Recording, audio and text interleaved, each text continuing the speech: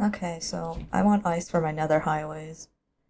Now, usually the best solution is just to go to a glacier and mine the ice there, because there's a ridiculous amount of blue ice in those things, and even a single glacier will have you set for basically every highway you'll ever need to build. So the problem is, our server has a world border, and I'm pretty sure it's mostly warm biomes in the world border. I checked, there's probably no glaciers in the world border. I did find some packed ice on a mountain, but like the ice up there is so integral to the mountain shape, and it kind of ruins the landscape if you lop off the top of a mountain versus just removing a glacier. So I felt kind of bad taking the ice from there. So forget about naturally generated ice. You know how you can really inefficiently get infinite amounts of ice? That's right, it's time to build an ice farm.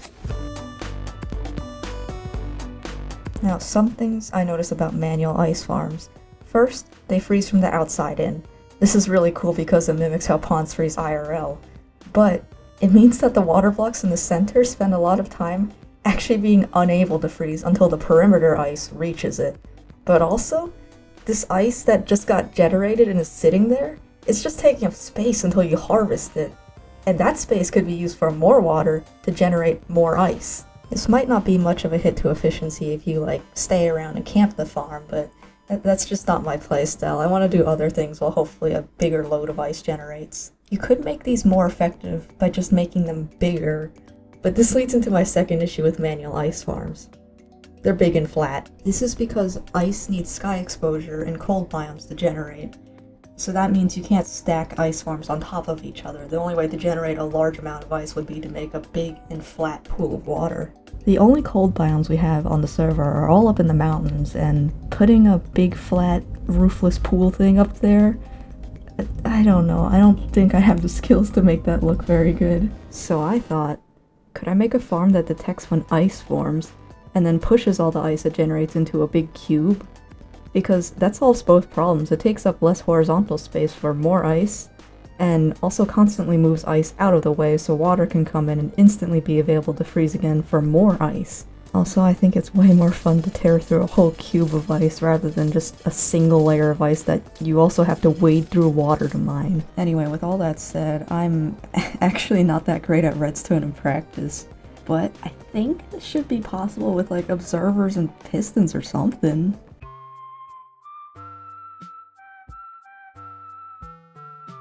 So this is the design that I'll be going with. It's sort of a modified version of a design by Odyssey on YouTube that no longer works, because his version was made for a snapshot of Minecraft where observers were first introduced and they work differently.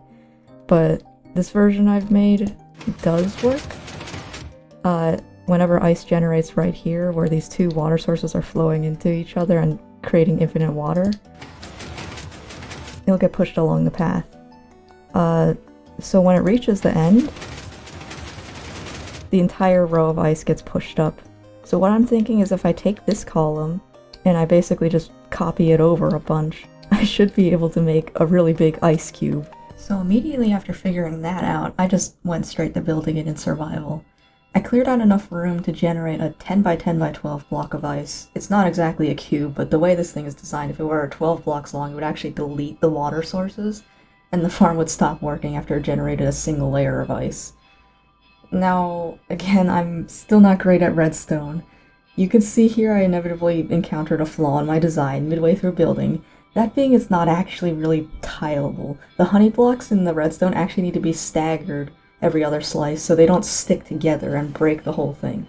I had to fix this on the other side too, but after I did that, luckily it just worked as intended, so great. For decoration, I didn't really think it through much, but I wanted a mostly open-air structure to give the impression of the inside being exposed to the cold air from the outside.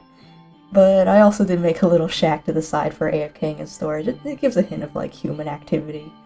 Another cool thing I did learn while decorating is that soul lanterns are actually perfect for lighting up an ice farm. Ice melts at light levels higher than 11, and since most other light sources tend to give off a light level higher than 11, it tends to turn the ice farm into a big watery mess. But soul lanterns and soul torches have a light level of 10, and they're both blue. So in addition to not ruining the ice farm, they actually fit in great with the whole theme of it. Alright, so it looks like the ice farm has finished generating the maximum amount of ice it can. So, yeah, that's a cube, alright. Almost a cube. It's taller. Wow, this is cool. Oh yeah, I added some observers up there just to detect when the ice reaches the maximum push limit. And once it does, it actually pushes out these blocks to block more ice from generating, because if you don't do that, then yeah. I'm gonna just mine all this and see what we got. Alright, so this is the amount of ice that we got from one harvest. That's pretty good, I'd say. Let's craft it up into packed ice. Let's see how much we can get. A stack, 2 stacks, and 5 more. It's not bad. Let's see how much blue ice this makes. Oh no. Anyway, if you somehow find yourself in the same situation as me with no access to glaciers and in desperate need of any ice, no matter how slow, well, feel free to use my silly contraption. I'll put a world download to this in the description as well as a schematic for the litematic users. Or just use this diagram, it's way easier that way. Okay, thank you, bye.